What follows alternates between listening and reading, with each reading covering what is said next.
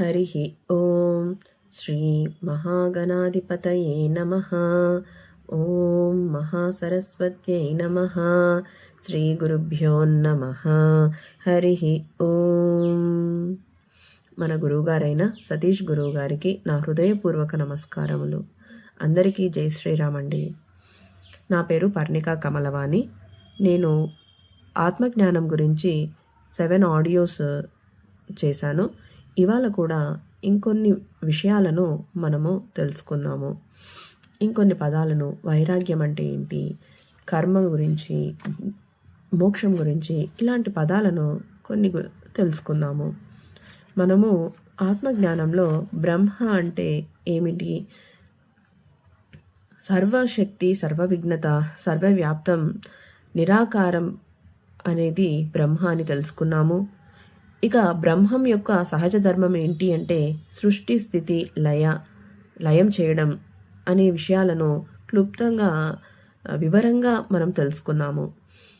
ఇక బ్రహ్మం యొక్క, దేవుడి యొక్క సహజ ధర్మాన్ని ఎలా నడిపిస్తుంది అంటే కర్మ ద్వారా నడిపిస్తుంది అని చాలా వివరంగా ముందు ఆడియోస్లో చూసాము. ఇవాళ ఇంకొన్ని విషయాల గురించి మనం చర్చించుకుందాము. అసలు వైరాగ్యం అంటే ఏంటి?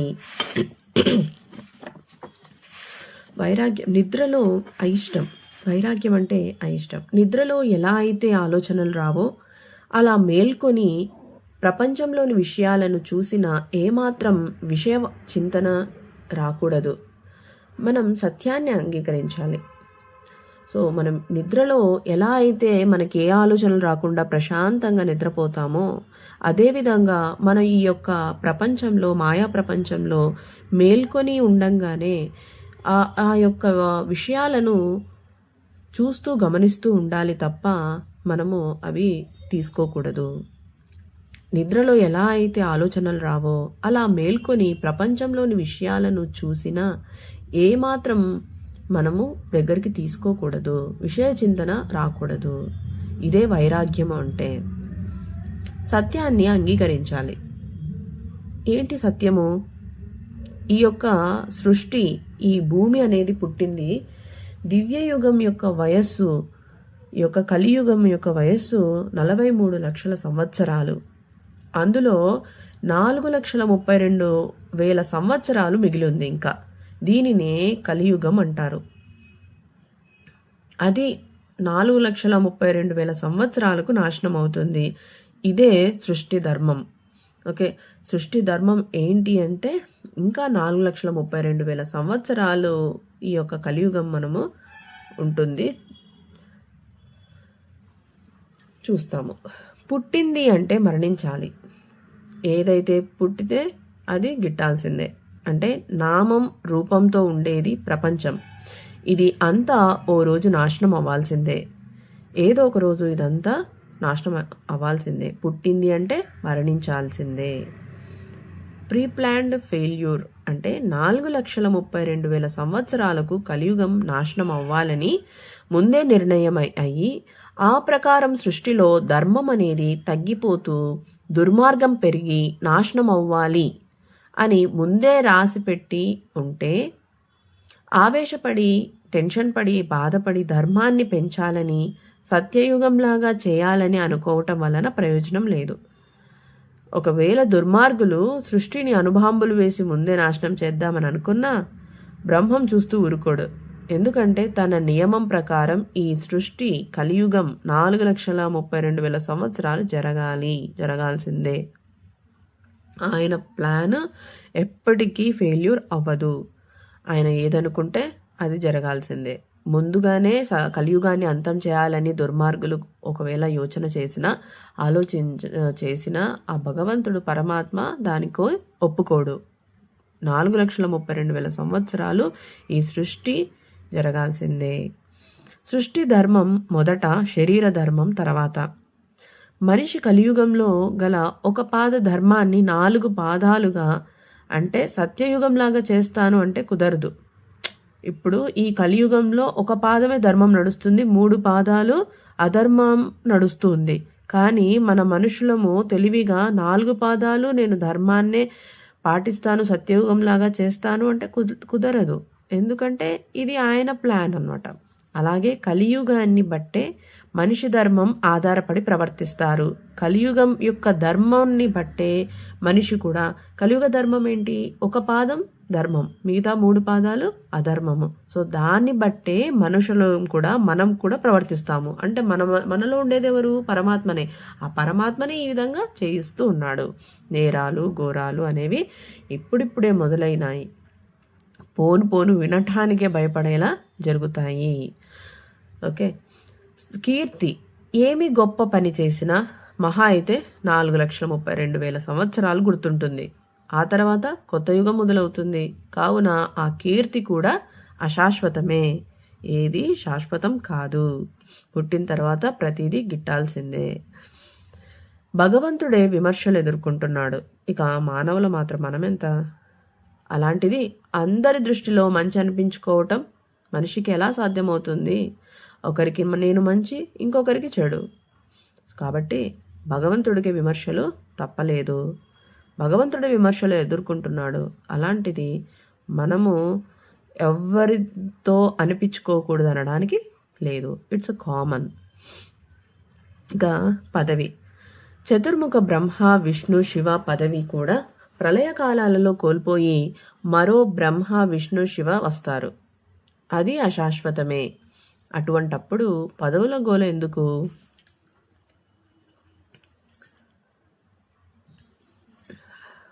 మనకెందుకు? సో ఈ యొక్క బ్రహ్మ విష్ణు శివులు యొక్క పదవే ఈ యొక్క కలియుగం తర్వాత మరో బ్రహ్మ విష్ణు శివులు వస్తారు. అటువంటప్పుడు ఇక్కడ మనకు పదవుల గోల ఎందుకు? కష్టపడితేనే సుఖం.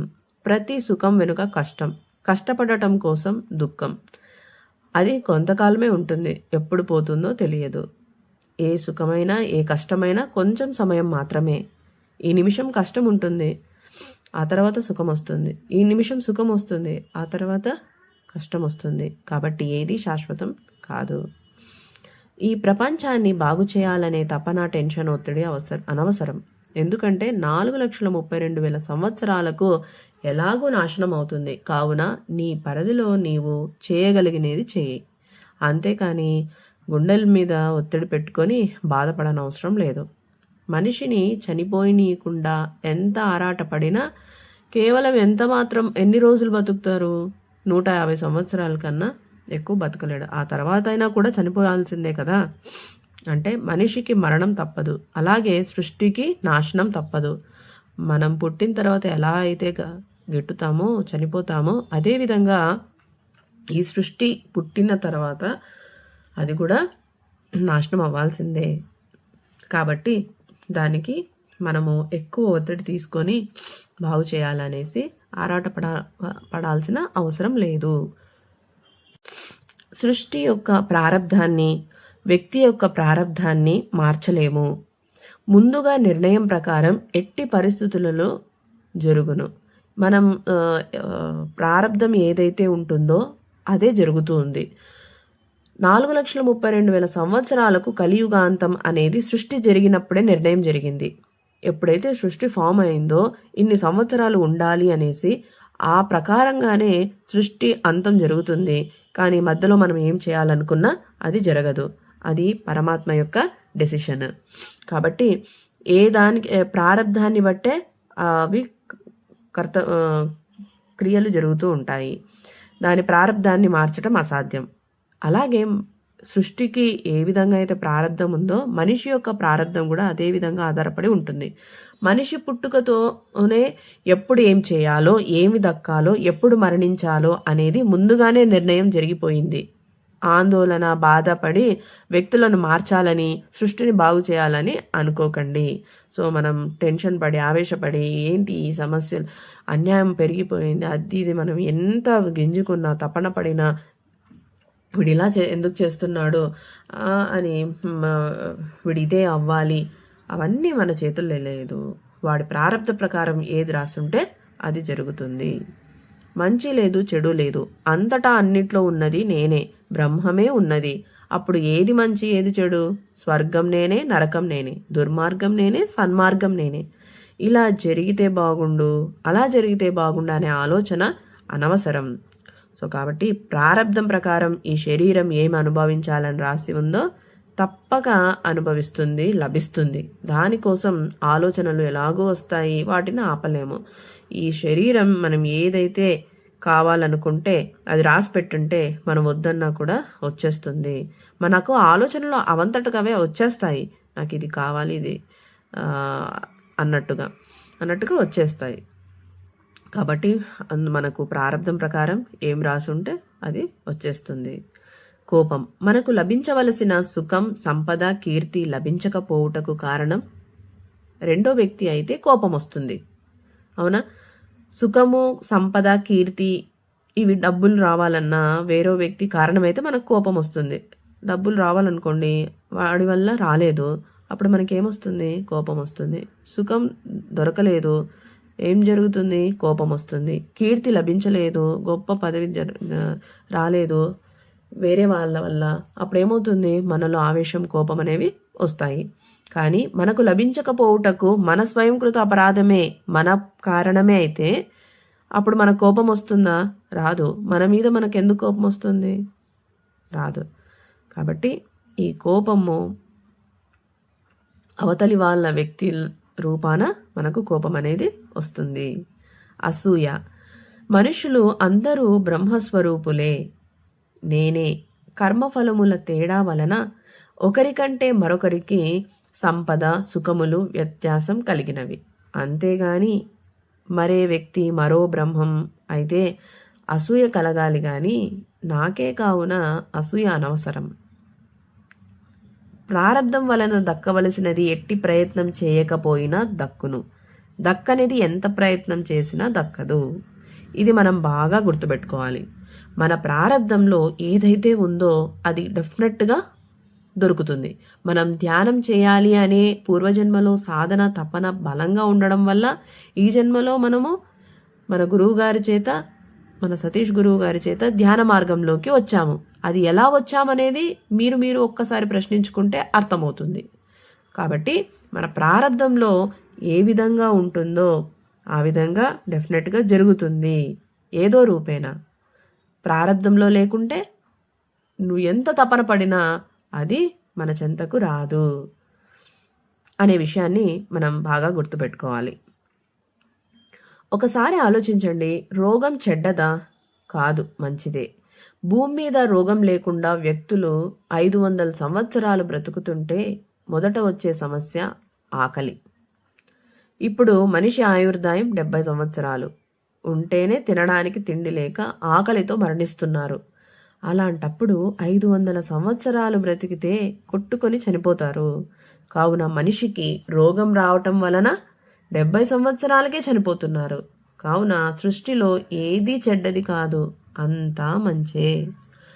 జీవితంలో ఏది జరిగినా అంతా మన మంచికే అనే వాక్యాన్ని మనం నిరంతరం అనుకుంటూ ఉండడం వల్ల, సాధన చేస్తూ ఉండడం వల్ల మనం ఎటువంటి బాధకు, దుఃఖానికి లోనవ్వము. భగవంతునికి మంచి చెడు తేడా లేదు. ఆయనకి మంచి చెడు అనేది లేదు. ఈ సృష్టిలో నీకు చెడు అయినది ఇంకొకరికి మంచి అవుతుంది. అవునా? నీకు చెడు అది అయిండొచ్చు. మనకి ఏదైనా సర్జరీ అయింది, అది నాకు చెడు, కానీ డాక్టర్కి అది మంచి. డబ్బులు వస్తాయి, హ్యాపీగా ఉంటాడు. కాబట్టి భగవంతుడికి మంచి చెడు అనేది లేదు. ఈ సృష్టిలో నీకు చెడు అయినది ఇంకొకరికి మంచి అవుతుంది. అలాంటప్పుడు అది చెడు ఎలా అవుతుంది? మనిషికి మలం చెడు, అదే పందికి అది మంచి ఆహారం. కుళ్ళిన కాయ నీకు చెడు, అదే కుళ్ళిన కాయ పురుగుకి మంచి ఆహారం. ఈ విషయాన్ని మనం గుర్తించుకుంటే అప్పుడు ఈ లోకంలో మంచి చెడును మనం సమాన దృష్టితో చూడగలుగుతాము. Okay, next నవ్వుకో.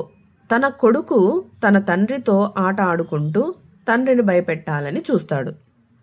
ఫర్ ఎగ్జాంపుల్, కొడుకున్నాడు, తన తండ్రితో ఆట ఆడుకుంటూ ఉన్నాడు, తండ్రిని భయపెట్టాలని చూస్తాడంట.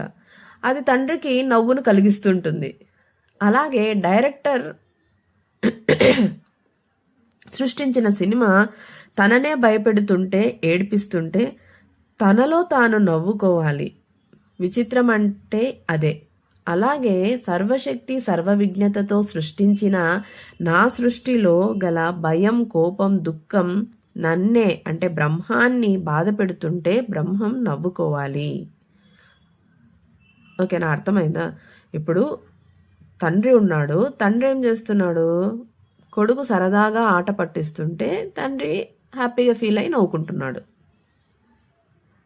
అలాగే సర్వశక్తి సర్వవిజ్ఞతతో సృష్టించిన ఈ సృష్టిలో గల భయం, కోపం, దుఃఖం ఇవన్నీ ఆయన్నే బాధ పెడుతుంటే బ్రహ్మం కూడా నవ్వుకోవాలి. ఆయన సృష్టించినవే ఇవన్నీ. ఇక్కడ కొడుకు అంటే ఈ యొక్క బ్రహ్మమే, తండ్రి అన్నా బ్రహ్మమే, ఆయన సృష్టించినవే ఆయన్నే భయపెడుతుంటే బ్రహ్మం కూడా నవ్వుకోవాలి. జ్ఞాని అందరిలో తననే బ్రహ్మాన్నే చూస్తాడు. ఉదాహరణకు అయ్యప్ప స్వాములు ఒకరిని ఒకరు నమస్కరించుకుంటూ ఉంటారు. ఏ స్వామి కనిపించినా స్వామి స్వామి అని మనము సంబోధించుకుంటూ ఉంటాం. అంటే ఏంటి, వాళ్ళు మాలల్లో ఉన్నప్పుడు, దీక్షలో ఉన్నప్పుడు అక్కడ స్వామి వారిలో ఉన్నారు అనే భావనతో మనము స్వామి అని మనస్ఫూర్తిగా అయ్యప్ప స్వామే ఉన్నారు అనేసి ఎలా అయితే భావిస్తామో ఆ యొక్క భావన మనము నార్మల్ డ్రెస్లో ఉన్న వాళ్ళల్లో కూడా మనం చూడగలిగితే అప్పుడు మనం బ్రహ్మాన్ని పట్టుకున్న వాళ్ళమవుతాము. ఆ యొక్క సాధనను మనం చేయాలి. కేవలం ఆ డ్రెస్లో ఉన్నప్పుడు మనం ఎంత భక్తిభావంతో స్వామి ఉన్నారు అని 100% నమ్ముతామో అదేవిధంగా ప్రతి ఒక్క జీవిలో, ప్రతి ఒక్క వ్యక్తిలో, ప్రతి ఒక్క వస్తువులో ఈ అనంత సృష్టి మొత్తము పరమాత్మ బ్రహ్మంతో నిండి ఉంది అని ఎప్పుడైతే మనము నమ్మగలుగుతామో, ఎప్పుడైతే విశ్వసిస్తామో గట్టిగా, అప్పుడు మనము పరమాత్మను ఎక్కడో లేడు, మనలోనే ఉన్నాడు, మన హృదయాలయంలో ఉన్నాడు అని మనం గ్రహిస్తాము. కాబట్టి అయ్యప్ప స్వాములు ఒకరిని ఒకరు నమస్కరించుకుంటారు, గౌరవం, ప్రేమాభిమానాలు చూపుకుంటారు. తనలోనూ అయ్యప్ప స్వామి ఉన్నాడు, అవతలి వ్యక్తిలోనూ అయ్యప్ప స్వామి ఉన్నాడు. కావున అవతలి వ్యక్తిని కోపగించుకోడు, ఈర్షపడడు. ఎందుకంటే అతనిలోనూ అయ్యప్ప స్వామి ఉన్నాడు అనే భావన అలా చేయనివ్వదు. ఈ మాలధారణలో పైకి కనిపించే వస్త్రం చూసి అవతలి వ్యక్తిని దేవునిగా చూస్తాము. అదే భావనని జ్ఞాని అందరినీ పైకి కనిపించే వస్త్రంతో సంబంధం లేకుండా అంతటా ఉండే నేనుని బ్రహ్మాన్నే చూస్తాడు. తెలివిగల వాడు జ్ఞాని. జ్ఞాని అంటే ఎవరు? తెలివైన వాడు. జ్ఞాని ఏం చేస్తాడు, ఆ యొక్క వస్త్రంలో ఉన్నప్పుడు మాత్రమే చూడకుండా అందరిలోనూ, మామూలు డ్రెస్లో ఉన్న వాళ్ళల్లో, ప్రతి వ్యక్తిలో, ప్రతి మనిషిలో, ప్రతి పుట్టలో, ప్రతి చెట్టులో కూడా మనం బ్రహ్మాన్నే చూస్తాడు.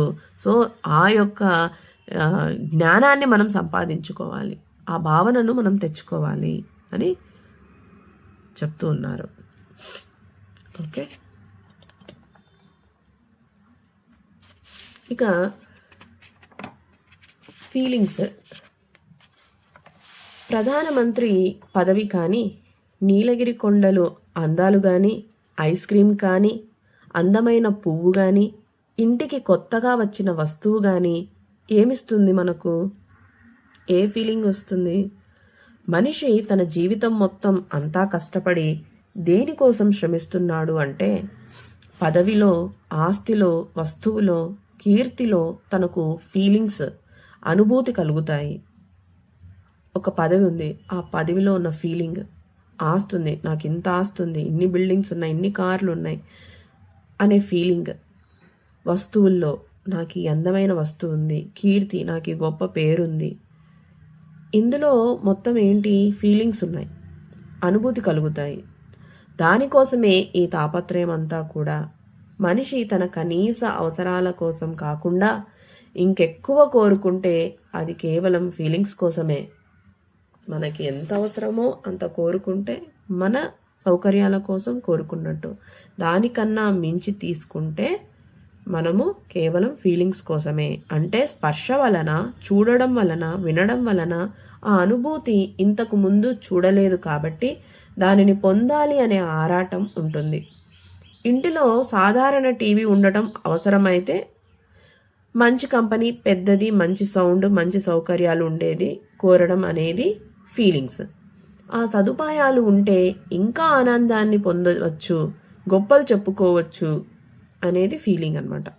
ఓకే, నార్మల్ టీవీ ఉంటే ఓకే ఫైన్, కానీ దానికి ఒక మంచి కంపెనీ, ఒక పెద్ద సౌండ్ బాక్స్, డిజిటల్ రిమోట్, ఇంకా చాలా ఫ్యూచర్స్తో ఉండేదైతే నా ఇంట్లో ఇంత పెద్ద టీవీ ఉంది అని గొప్పలు చెప్పుకోవడానికి, ఆనందం తెచ్చుకోవడానికి ఇది ఒక ఫీలింగ్ అనమాట.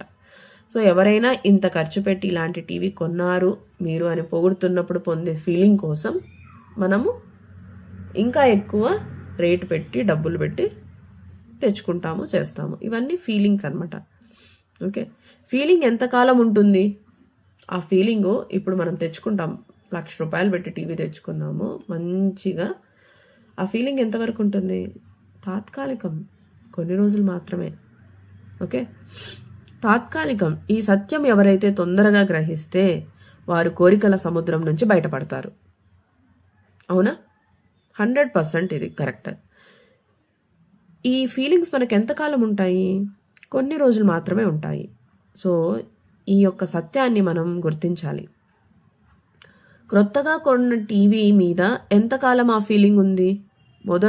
మొదట్లో రోజుల్లో మొత్తం అంతా టీవీ కూర్చొని ఆ శబ్దం, ఆ దృశ్యము, ఆ అనుభూతి పొందుతావు. 1 సంవత్సరం తర్వాత ఫీలింగ్ తగ్గును.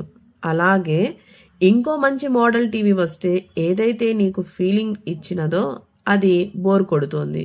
అవునా? దీనిని బట్టి మనస్సుకి నిరంతరం అనుభూతి కలిగించాలంటే ఏమి చేయాలి? నిరంతరం క్రొత్తది అందించాలి. అది సాధ్యమా? కాదు. తెలుసుకోవలసింది ఏమిటంటే, ఈ భూమి మీద తాటిని తన్నేవాడిని తల తన్నేవాడు ఒకడు ఉంటాడు. అంటే ఈ రోజున మార్కెట్లో గొప్పది ఈ రోజున నీ సొంతమైతే మరొకటి రేపు వస్తూ ఉంటుంది. మనస్సు యొక్క ఫీలింగ్స్కి సంతృప్తి పరచటం భౌతికమైన వాటితో సాధ్యం కాదు. కానీ అసాధ్యమైతే కాదు. మరి ఎలా సాధ్యమవుతుంది? ఒక్కసారి ఆలోచించండి. అదే ఆత్మతత్వం. ఈ జ్ఞానం తెలుసుకుంటే నిరంతరం ఎప్పటికీ శాశ్వతంగా ఫీలింగ్స్ అనుభూతి పొందవచ్చు. ఆత్మజ్ఞానాన్ని మనం తెలుసుకోవడం ద్వారా, ఆత్మతత్వాన్ని మనం తెలుసుకోవడం ద్వారా ఆ యొక్క అనుభూతిని నిరంతరం చెందవచ్చు. ఎప్పుడైతే టీవీ యొక్క ఫీలింగ్ మనకు కొన్ని రోజులే ఉంటుంది, కానీ ఆత్మతత్వాన్ని తెలుసుకుంటే అది నిరంతరం ఉంటుందంట, శాశ్వతంగా ఉంటుందంట. అది ఏ విధంగా ఉంటుంది? ఎలా? నీవెవరు? సర్వశక్తి, సర్వవిఘ్నతతో కూడిన బ్రహ్మం. ఎక్కడ ఉన్నావు? అంతటా ఉన్నావు. అంటే అన్ని వస్తువులలో, అన్ని పదార్థాలలో, వ్యక్తులలో ఉన్నప్పుడు ప్రత్యేకంగా ఒక దానిని అనుభవించేది ఏమిటి? ఎంత చక్కగా వివరించారు చూడండి. చాలా మనం ఇది పట్టుకోవాలి. ఈ యొక్క ఆత్మతత్వం, ఆత్మ జ్ఞానం తెలుసుకోవడం వల్ల ఈ సృష్టిలో ఉండేది మొత్తము పరమాత్మనే. నాలో ఉండేది పరమాత్మనే, టీవీలో ఉండేది పరమాత్మనే, చెట్టులో ఉండేది పరమాత్మనే, వస్తువులలో ఉండేది పరమాత్మనే. అలాంటప్పుడు మనం ఎందుకు వాటి కోసం పరిగెత్తాలి? కాబట్టి ఈ యొక్క సత్యాన్ని మనం గుర్తెరగాలి. ఇక రమణ మహర్షి గారు ఎన్ని కోట్లు సంపాదించాడు? ఆ ముఖం మీద చెరగని చిరునవ్వు, ప్రశాంతత, ఆత్మసంతృప్తి అనేది కళ్ళల్లో, ముఖంలో చూడొచ్చు. అదే కోట్లు సంపాదించే వ్యక్తిలో, ఎంతో పేరు ఉన్న వ్యక్తిలో, అతి పెద్ద పదవిలో ఉన్న వ్యక్తిలో కూడా ఆ లక్షణాలు కనపడవు. కనపడ్డా అవి సహజమైనవి కావు. ఎందుకంటే ఎన్ని కోట్లున్నా ఎవరు ఎత్తుకుపోతారని అదొక టెన్షన్. ఎంత పేరున్నా ఎవరు ఆ పేరుని చెడగొడతారు అనేది ఒక టెన్షను. కానీ ఎప్పుడైతే మనము ఆత్మతత్వంతో, ఆత్మ జ్ఞానంతో ఈ యొక్క సృష్టిలో ప్రతి సృష్టి ఆ పరమాత్మే అని మనం ఎప్పుడైతే తెలుసుకుంటామో అప్పుడు శాశ్వత ఆనందం, శాశ్వత ఫీలింగ్స్లో మనము ఉండగలుగుతాము అనే సత్యాన్ని మనము ఎప్పుడు విస్మరించకుండా గట్టిగా పట్టుకోవాలి. అందరికీ అందుబాటులో సంతృప్తి, ఆనందం అనేది వస్తువులలో భగవంతుడు పెట్టితే సృష్టిలో ఏదో పొరపాటు ఉన్నట్లే. ఎందుకంటే భగవంతుడు అందరికీ న్యాయం చేసేలా ఉండాలి. అంటే డబ్బు ఉన్నవారికి మాత్రమే వస్తువులలో ఆనందం దొరికేటట్లు చేసి, డబ్బు లేని వారికి ఆనందం, సంతృప్తి లేకపోతే సృష్టిలో లోపం ఉంది అనుకోవాలి. భగవంతుడు వస్తువులలో తాత్కాలిక ఆనందం, సంతృప్తి పెట్టినాడు.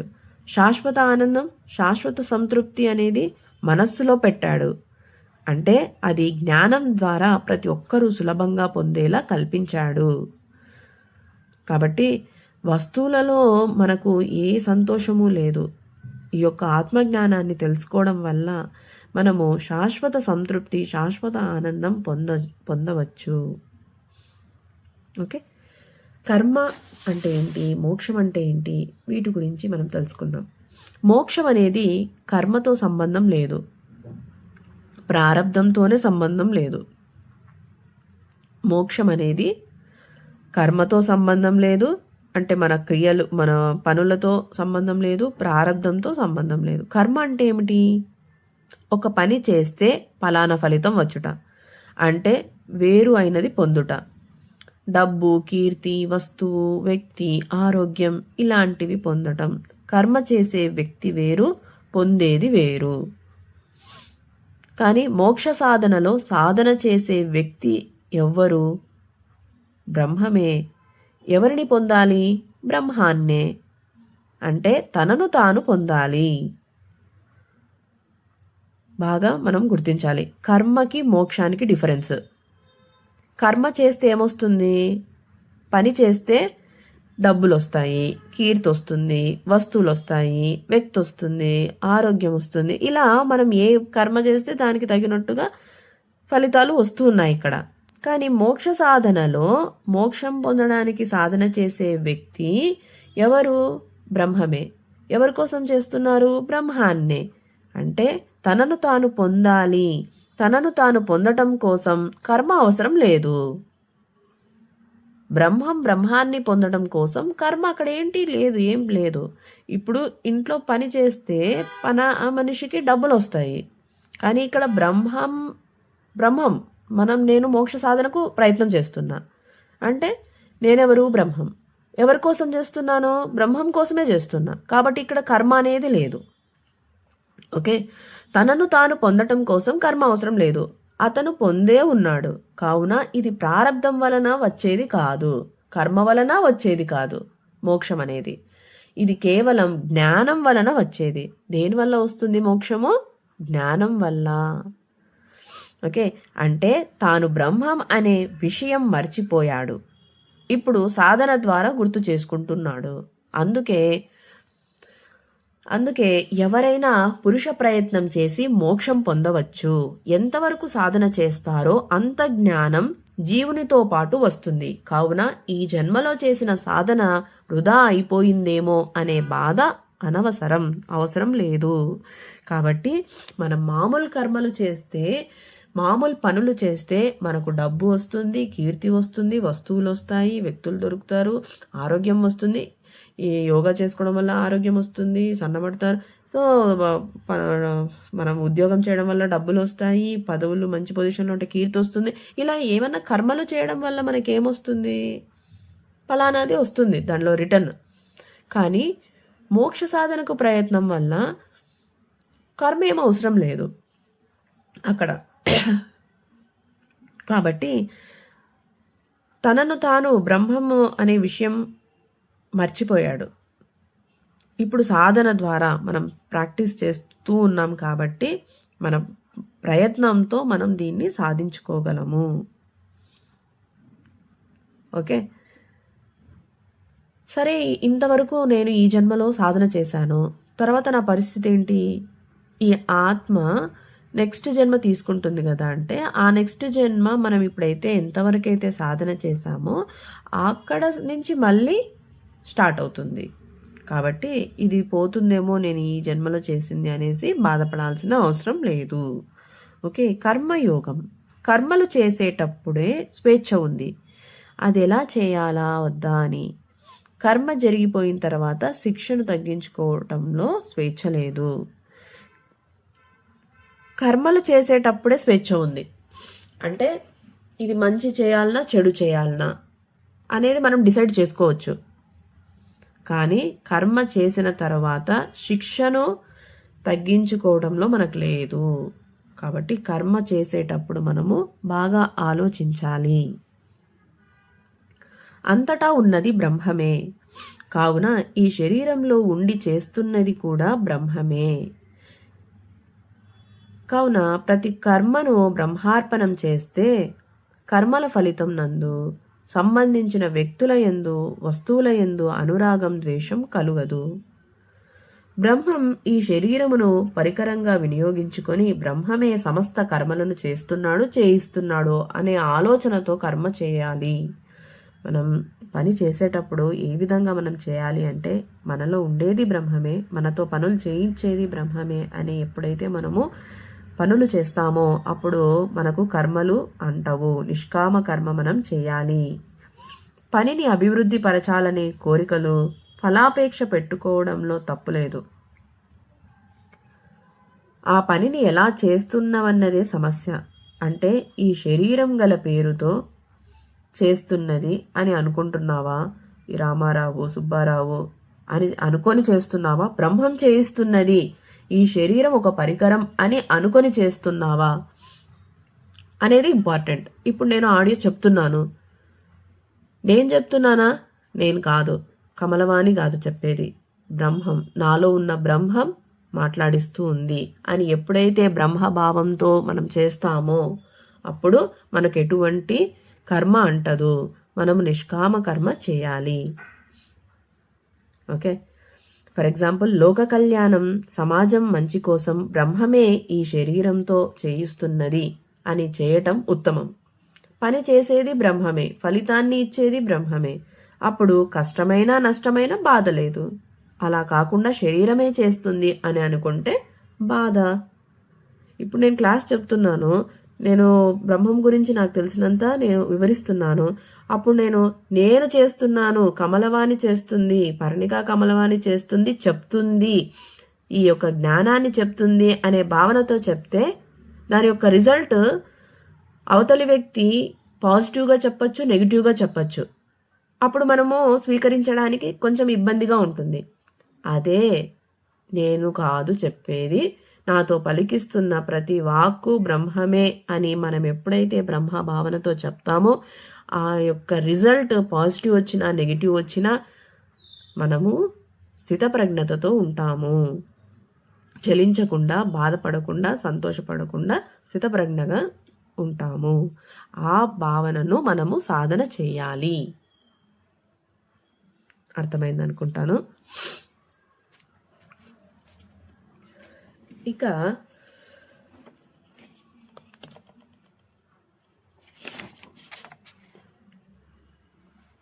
నెక్స్ట్ ఆడియోలో ఇంకొన్ని విషయాలను చాలా వివరంగా మనం తెలుసుకుందాం. కొన్ని పదాలు, కొన్ని అర్థాలు, విముక్తి అంటే ఏంటి, ధ్యానం అంటే ఏంటి, అభ్యాసం అంటే ఏంటి, సమాధి అంటే ఏంటి, యోగం అంటే ఏంటి, సంపూర్ణ శరణాగతి. సో ఇలాంటివి కొన్ని పదాలను, అర్థాలను నెక్స్ట్ ఆడియోలో మనం తెలుసుకుందాము. థ్యాంక్ యూ అండి. జై శ్రీరామ్. సర్వం శ్రీకృష్ణార్పణమస్తు.